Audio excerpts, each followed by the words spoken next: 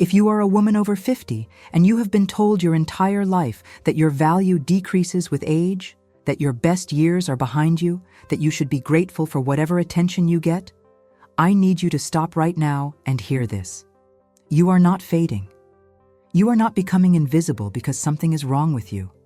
You are being erased by a culture that fears powerful women who know exactly who they are. And the women who refuse to accept this lie, the women who cultivate certain specific habits, become absolutely magnetic in ways that have nothing to do with youth and everything to do with presence, authenticity, and psychological freedom. Psychologist Walter Riso has spent decades studying what makes certain people irresistible to others, and his research consistently points to one truth. Self-love and emotional independence are not selfish qualities, but rather the foundation of genuine attraction. The more self-worth you possess, the less you fear loss, the better you process grief, the stronger your boundaries become, and the more respect you command without ever demanding it. This is not about manipulation or performing femininity. This is about becoming so authentically yourself that your mere presence shifts the energy in a room. Subscribe to this channel right now. This is Enough and Whole, where we talk about the psychology that actually matters, not the toxic positivity that keeps you small. We honor Walter Riso's approach to emotional health. We validate your pain, and we give you real tools for real transformation. If you are tired of being told to just be grateful, just think positive, just accept less than you deserve, you are in exactly the right place. Today we are going to explore 8 specific psychological habits that make women over 50 not just attractive, but magnetic, commanding, and unforgettable. These are not surface-level tips about what to wear or how to smile more. These are deep behavioral patterns rooted in attachment theory, cognitive psychology, and decades of research on what actually creates lasting attraction and respect. Each habit we discuss will include the psychology behind why it works, what it costs you when you do not practice it. Real stories from women who transformed their lives by adopting these patterns, and exactly what you can do differently starting today. By the end of this video, you will understand that the invisibility you may be experiencing has nothing to do with your age and everything to do with behaviors you were taught that actively diminish your power.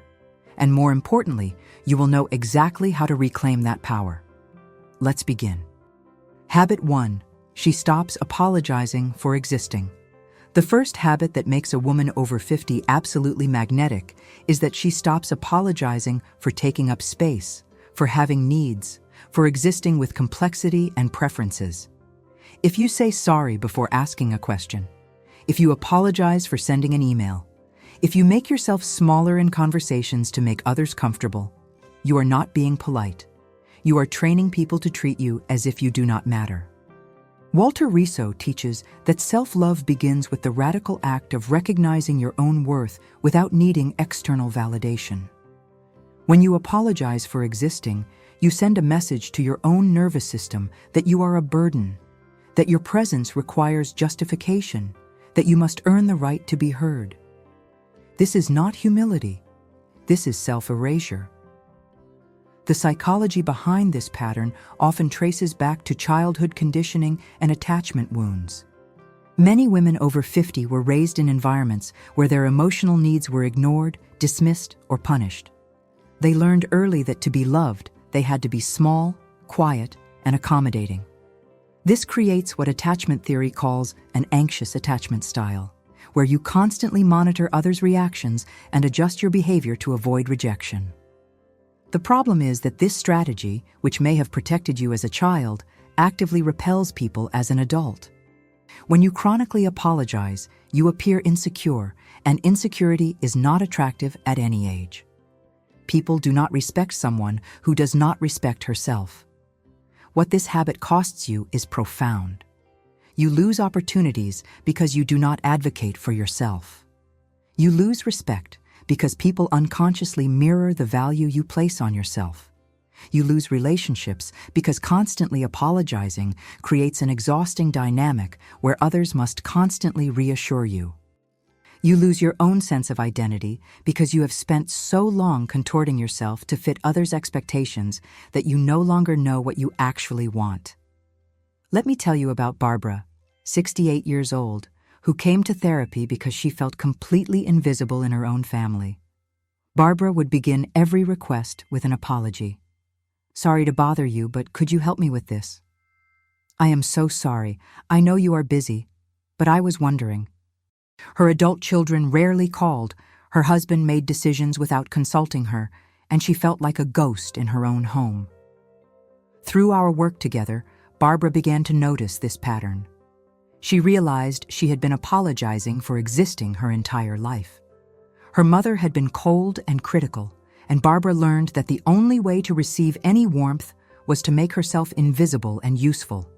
As an adult, she carried this pattern into every relationship.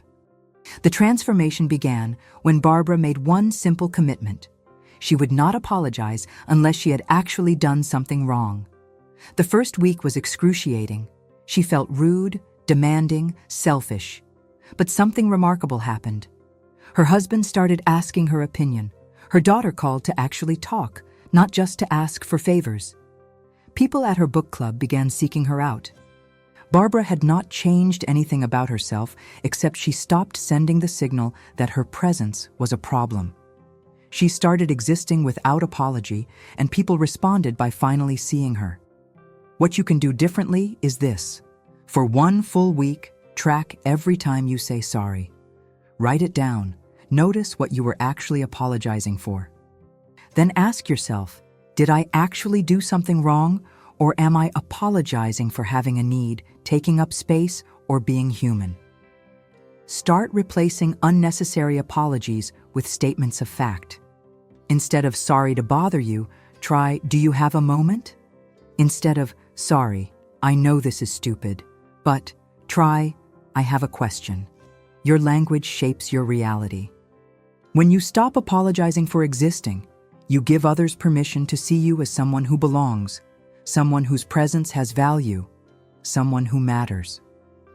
Habit 2. She has emotional independence. The second habit that makes a woman over 50 magnetic is emotional independence, which Walter Riso identifies as the single most attractive quality a person can possess. Emotional independence means your sense of worth, your peace, your happiness do not depend on another person's behavior, approval, or presence. It means you can be deeply connected to others without being desperate for them. It means you choose relationships. You do not need them to feel whole. This is not about being cold or distant. This is about being so secure in yourself that you can love freely without fear. The psychology here connects directly to attachment theory. Women with secure attachment styles, who learned in childhood that they were worthy of love and that relationships were safe, naturally develop emotional independence. But many women over 50 developed anxious or avoidant attachment patterns because their early caregivers were inconsistent, emotionally unavailable, or conditional in their love. If you grew up never knowing if you would receive warmth or criticism, you likely developed hypervigilance around relationships. You learned to monitor others' moods constantly, to adjust your behavior to keep the peace, to make yourself indispensable so you would not be abandoned. This creates a pattern where you derive your sense of self from how others treat you, which is psychologically exhausting and deeply unattractive. What makes emotional independence so magnetic is that it fundamentally changes the energy you bring to relationships. When you are not desperate for someone's approval, when you are not terrified of being alone, when you know you will be okay no matter what happens, you stop performing. You stop pretending. You stop tolerating disrespect. You become selective. And selectivity is fascinating to others because it signals value. People are drawn to those who have standards, who know what they want, who will walk away from what does not serve them. The cost of emotional dependence is enormous. You stay in relationships that drain you because you are terrified of being alone. You tolerate behavior you know is wrong because you have convinced yourself you cannot survive without this person. You lose yourself completely because you have spent so long trying to be what someone else needs that you no longer know who you are. Research shows that emotional dependence is directly linked to higher rates of anxiety, depression, and even physical health problems. Your body keeps the score, and chronic relationship anxiety wears you down at a cellular level. Susan, 63, spent 40 years in a marriage where she walked on eggshells. Her husband was not abusive, but he was emotionally unavailable, and Susan had organized her entire life around trying to earn his affection. She monitored his moods, adjusted her behavior constantly, made herself smaller and quieter to avoid conflict.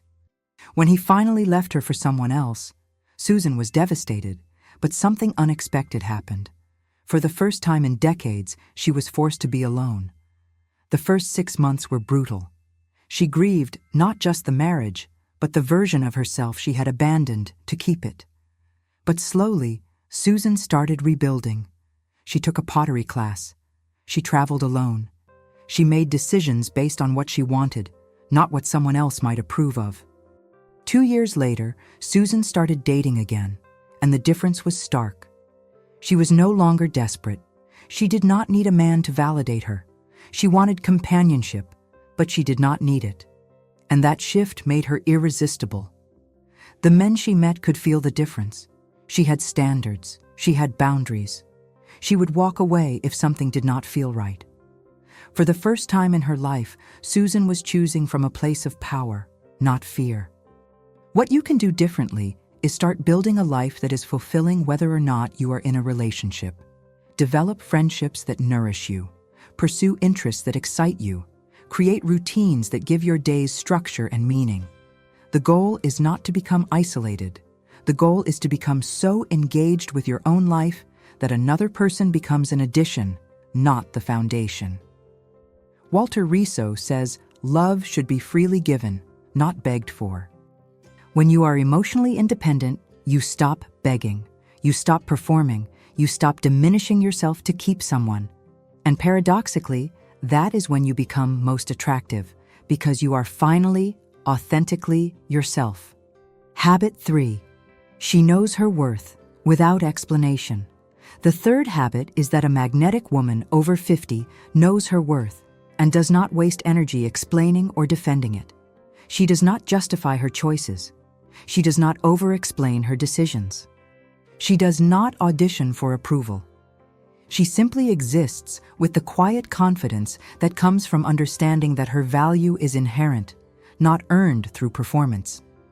This is radically different from arrogance. Arrogance is insecurity masked as superiority. True self-worth is calm, grounded, and needs no audience. Psychologically, this habit is rooted in what is called internal versus external locus of control. Women with an internal locus of control believe their worth comes from within, from their character, values, and integrity. Women with an external locus of control believe their worth is determined by others' opinions, achievements, appearance, or social status. If you grew up in an environment where love was conditional, where you had to perform to receive attention, you likely developed an external locus of control. You learned that your value was something you had to constantly prove. This creates a pattern where you seek validation compulsively, where you over-explain to justify your existence, where you cannot make a decision without consulting others first. What makes this habit magnetic is that people are instinctively drawn to those who are comfortable in their own skin. When you know your worth, you do not need to perform, and that authenticity is deeply compelling. You are not trying to convince anyone of anything. You are not selling yourself. You are simply being, and that simplicity is powerful.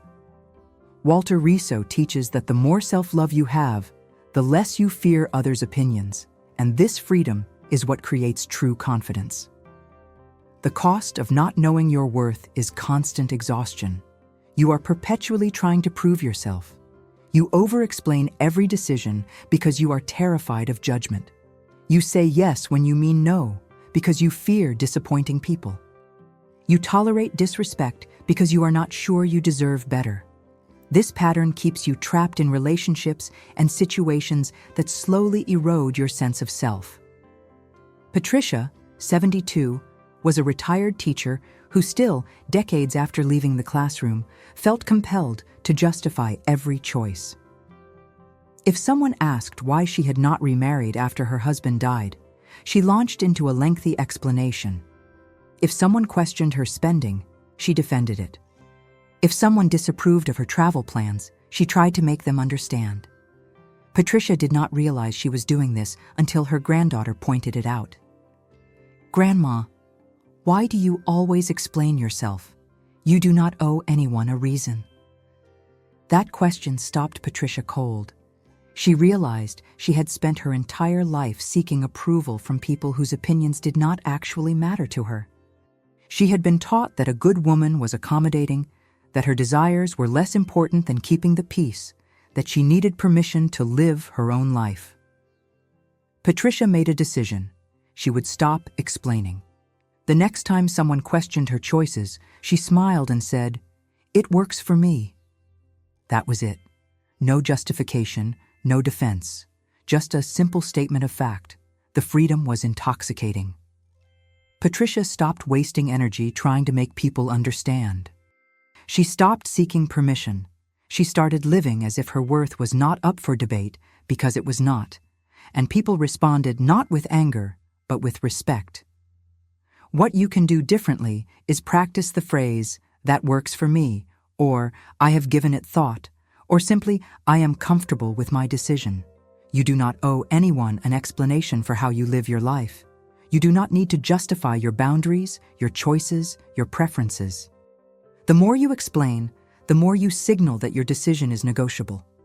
Strong boundaries are stated simply and calmly, without elaboration. When you stop explaining, you stop giving others power over your choices. You reclaim your authority. And that authority is magnetic because it signals that you are someone who knows herself, trusts herself, and does not need external validation to feel whole. Habit 4. She sets boundaries, without guilt. The fourth habit is that a magnetic woman over 50 sets boundaries clearly, consistently, and without guilt.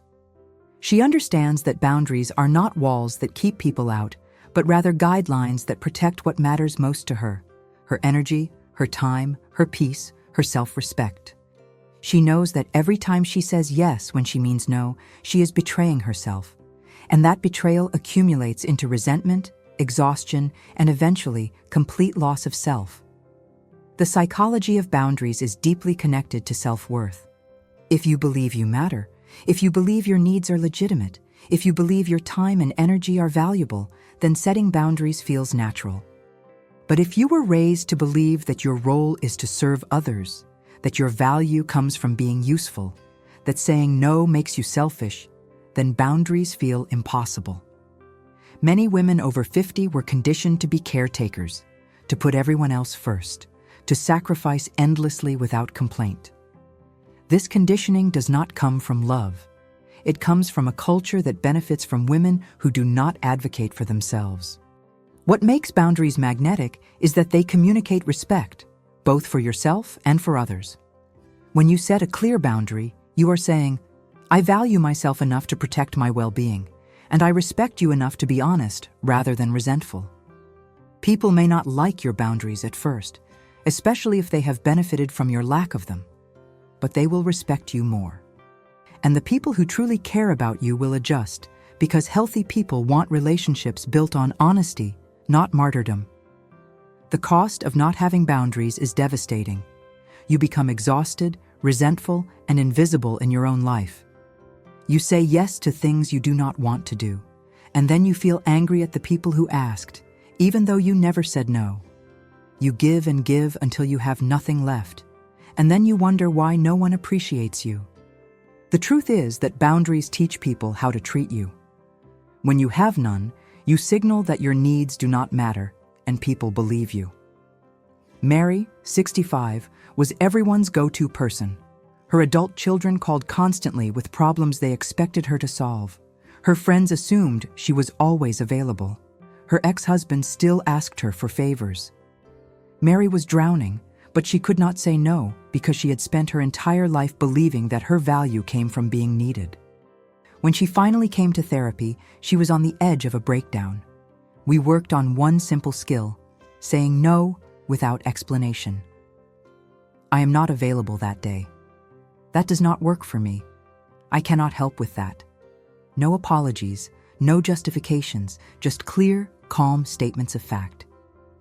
The first time Mary said no to her daughter was shocked, then angry, then eventually accepting. Mary realized her daughter had never learned to solve her own problems because Mary had always stepped in. By setting boundaries, Mary was not just protecting herself, she was teaching her daughter to be competent. Over time, Mary's relationships transformed. The people who truly cared about her adjusted. The people who only valued her for what she could do for them faded away. And Mary discovered something profound.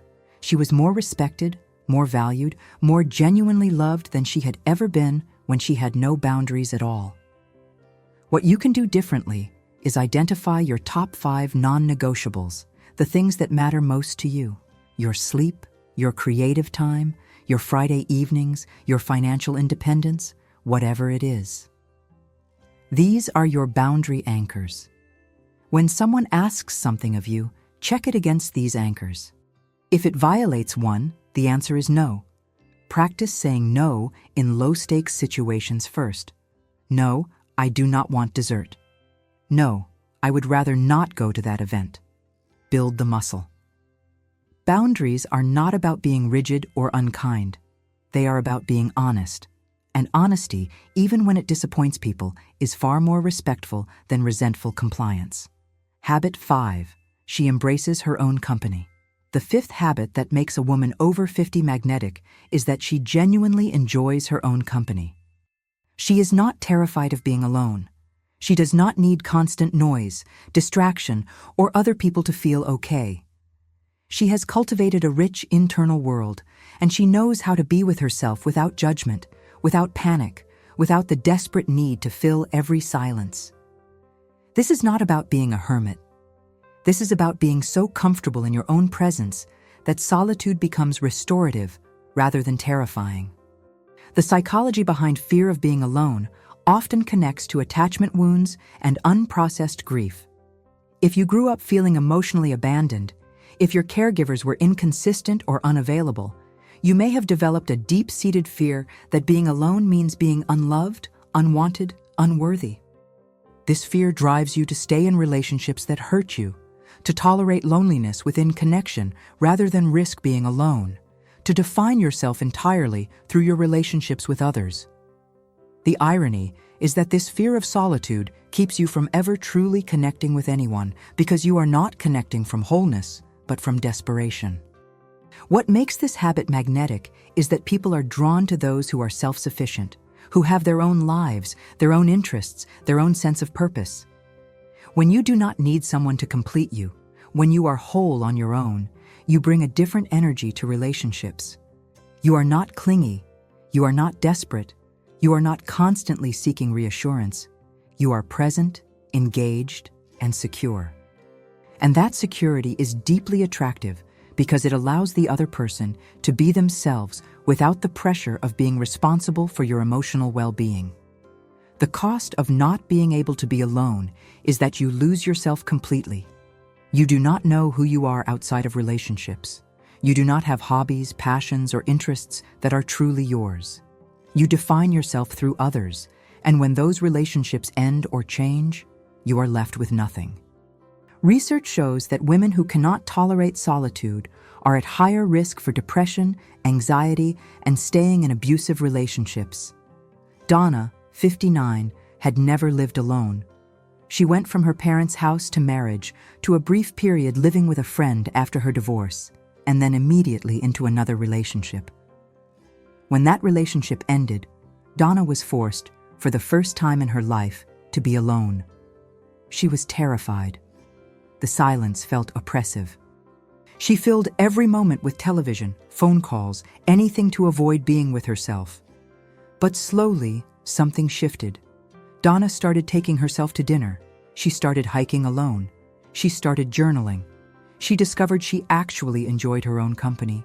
She had opinions, preferences, a sense of humor she had never fully expressed because she was always adjusting to someone else. Donna realized she had spent 60 years afraid of the wrong thing. She had been afraid of being alone when what she should have feared was losing herself. 2 years later, when she met someone new, the relationship was completely different. She was not looking for someone to complete her. She was whole already. She was looking for someone to share her life with, and that distinction changed everything. She had standards. She had boundaries. She knew what she wanted. And the man she met respected her in a way no one ever had, because she finally respected herself. What you can do differently is schedule regular time alone, not as punishment, but as practice. Take yourself to a museum, a coffee shop, a movie. Sit with yourself without distraction. Notice what comes up. Discomfort, boredom, anxiety, whatever it is, just notice it without judgment. The goal is not to enjoy every moment of solitude immediately. The goal is to build tolerance, then comfort, then genuine enjoyment of your own presence. Develop interests that are truly yours, things you do because they bring you joy, not because they make you more attractive to others. The more comfortable you become with yourself, the more selective you become about who you allow into your life. And that selectivity is magnetic because it signals that you are someone worth knowing, someone who values herself, someone who is whole. Go to the comments right now and tell me, what is one thing you have always wanted to do alone but have been too afraid to try? Share it. There is power in naming it, and I promise you, you are not alone in that fear. But you can be the one who breaks the pattern. Habit 6. She speaks with intention, not apology. The 6th habit is that a magnetic woman over 50 speaks with intention and clarity, not hesitation and apology. She does not diminish her statements with qualifiers like, I think, maybe, I could be wrong, but. She does not turn statements into questions by raising her voice at the end. She does not laugh nervously after expressing an opinion. She says what she means clearly, calmly, and without apology. And then she stops talking. This is not about being aggressive or dominating conversations. This is about communicating as if your words have value, because they do. The psychology behind tentative speech patterns is fascinating. Research shows that women, especially women over 50, are socialized to soften their language to appear less threatening, more likable, more accommodating. You were taught that being direct makes you difficult, that expressing strong opinions makes you unlikable, that taking up conversational space makes you rude. So you learn to hedge, to qualify, to make yourself smaller linguistically, just as you learn to make yourself smaller physically. The problem is that tentative speech undermines your authority and signals insecurity. When you speak with constant qualifiers, people unconsciously dismiss what you are saying because your own language suggests you are not confident in it. What makes intentional speech magnetic is that clarity is commanding. When you say what you mean without hedging, people listen. They may not always agree, but they listen, and they respect you for having the courage to state your truth. Walter Riso teaches that self-respect is expressed not just in what you do, but in how you speak. When you speak with intention, you communicate that your thoughts matter, that your perspective has value, that you are someone worth listening to. The cost of tentative speech is invisibility. Your ideas get dismissed or attributed to someone else who restates them with more confidence. You are talked over in meetings and conversations. Your opinions are not taken seriously. You internalize the message that what you have to say does not matter, which reinforces the pattern, and the cycle continues. Lisa, 61, was brilliant, but no one knew it because her speech patterns undermined every word she said. She would start sentences with, "This might be stupid, but." She would end statements with, "Does that make sense?" as if she needed permission to think. She laughed nervously after every opinion. In her book club, her insights were consistently profound, But they were always dismissed until a younger member restated the same idea with confidence, and then suddenly, everyone agreed. Lisa felt invisible. Through coaching, Lisa learned to notice her speech patterns. She realized she was speaking as if she needed permission to exist in the conversation.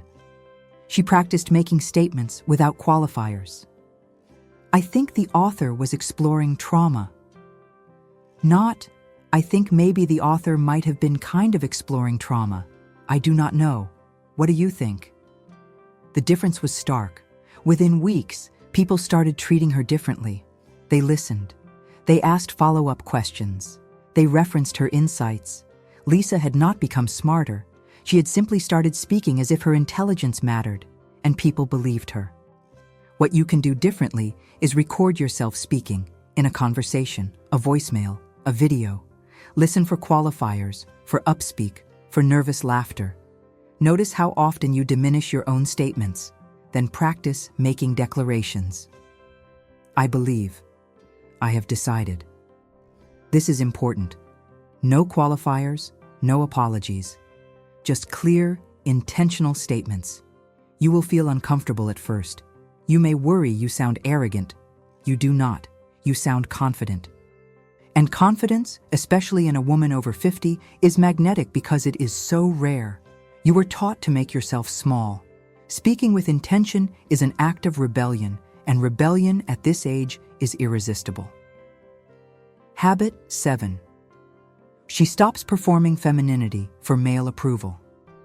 The 7th habit is that a magnetic woman over 50 stops performing femininity for male approval and starts expressing herself authentically.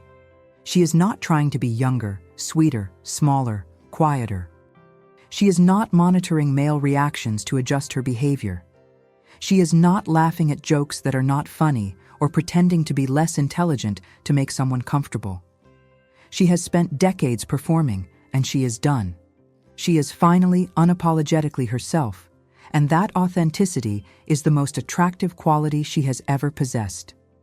The psychology behind performing femininity is rooted in survival. Women learn early that male approval is linked to safety, resources, social status. You learn to perform a version of femininity that men found attractive because it gave you access to partnership, financial security, social acceptance. The problem is that this performance is exhausting, and it requires you to betray yourself constantly. You cannot be authentic and perform simultaneously, and over time, the performance becomes so automatic that you lose touch with who you actually are underneath it. What makes authenticity magnetic is that people are starved for realness. Everyone is performing. Everyone is pretending. Everyone is exhausted. When you meet someone who is genuinely herself, who is not trying to be anything other than what she is, it is profoundly compelling. Walter Riso teaches that authenticity is the foundation of healthy relationships because you cannot be loved for who you are if no one knows who you are. When you perform, you attract people who like the performance, not the person. When you are authentic, you attract people who actually see you, and that kind of connection is what makes life worth living. The cost of constant performance is total loss of self. You do not know what you actually like, want, or believe because you have spent so long adjusting to what others want. You feel empty, even in relationships, because no one actually knows you. You are lonely in a room full of people because the person they are interacting with is not real. Kimberly, 57, spent her entire life performing. She dressed for men. She laughed for men. She pretended to be interested in things that bored her because that is what kept men interested. After her second divorce, Kimberly had a breakdown, then a breakthrough. She realized she had no idea who she was. She started experimenting. She cut her hair short, which she had always wanted but never did because an ex-boyfriend said men prefer long hair. She stopped wearing makeup on weekends. She started reading philosophy, which she loved but had hidden because she worried it made her seem intimidating. She joined a hiking group and discovered she was actually funny when she stopped trying to be charming. 6 months later, Kimberly met someone, but this time it was different. She was not performing. She was not trying to be what he wanted. She was herself, fully, unapologetically, and he loved her for it. Not the performance. Her, the real her. Kimberly realized that all those years she had been trying to be attractive, she had actually been making herself invisible. Authenticity, not performance, was what made her magnetic. What you can do differently is make a list of ways you perform femininity that do not actually serve you. Do you laugh at jokes that are not funny? Do you pretend to be less intelligent? Do you hide your opinions? Do you dress in ways that do not feel like you? Start dismantling the performance, piece by piece. The goal is not to be deliberately unattractive. The goal is to stop betraying yourself for approval. You will lose some people when you stop performing. Good. Those people did not like you. They liked the show. The people who stay, the people who show up for the real you, those are your people. And finding them is worth every loss along the way. Habit 8. She protects her energy like currency. The 8th and final habit is that a magnetic woman over 50 protects her energy like currency because she understands that energy, not time, is her most valuable resource. She does not waste energy on drama, negativity, toxic people, or situations that deplete her. She is ruthlessly selective about where she invests her attention, her emotion, her care. She has learned that you cannot pour from an empty cup, and she refuses to run on empty ever again. The psychology behind energy management connects to what researchers call emotional labor, the invisible work of managing others' emotions, maintaining relationships, keeping the peace. Women over 50 have spent decades performing emotional labor for everyone around them, and it has cost them their health, their vitality, their sense of self. Research shows that chronic emotional labor is linked to burnout, depression, anxiety, and physical health problems. Your body keeps the score, and decades of giving without replenishing leaves you depleted at every level. What makes energy protection magnetic is that people are drawn to those who radiate vitality. When you protect your energy, when you say no to draining people and situations, when you prioritize rest and joy, you show up differently. You are present. You are engaged. You have something to give because you are not running on fumes. Walter Riso teaches that self-care is not selfish. It is the foundation of healthy relationships because you cannot genuinely connect with others when you are exhausted and resentful. The cost of not protecting your energy is complete depletion. You are tired all the time. You resent the people you love because you have given everything and have nothing left. You feel guilty for needing rest. You push through exhaustion until your body forces you to stop through illness or breakdown. Michelle, 64, was the family emotional support system. Every problem landed on her. Every crisis required her intervention. Every emotional need was her responsibility.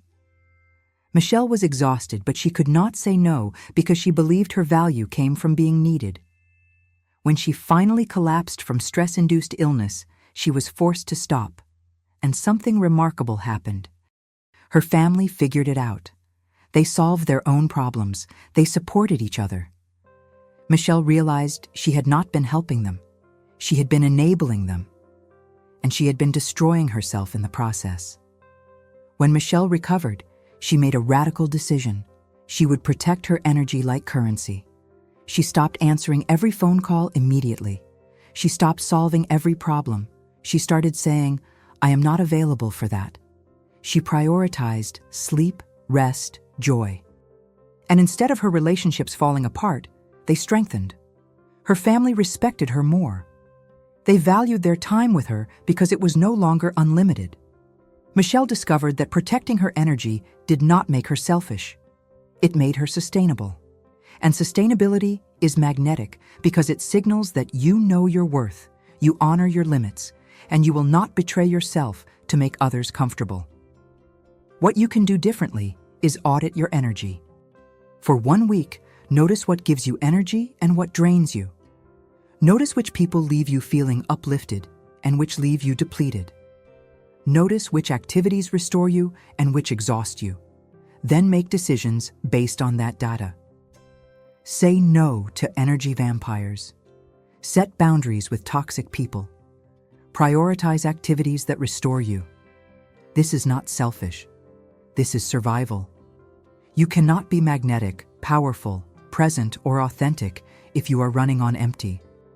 Protect your energy like the precious resource it is, because it is. And when you do, you will radiate a vitality that draws people to you, not because you are performing or trying, but because you are genuinely, vitally alive. These 8 habits are not superficial changes.